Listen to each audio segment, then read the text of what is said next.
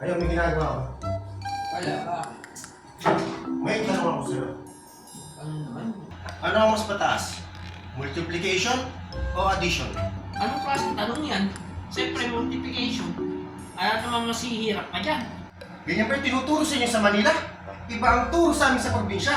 Mas mataas ang addition kaysa sa multiplication. Aba, paano nangyari yun? Abe, patunayan mo nga. So, magpustahan tayo. Aba, nagkamu ka pa. Eh, kaya magkano? Nabas! 1,000. Pero patunayan mo na, mas mataas ang addition kaysa sa multiplication. Papatunayan ko sa'yo. Unang tanong. 3 times 3. 3 plus 3. 6. Oh, itaws, mas mataas ang multiplication kaysa sa addition. Oh, bakit? Unang tanong pa lang yun. May tanong mo pa ba? Pangalawang tanong.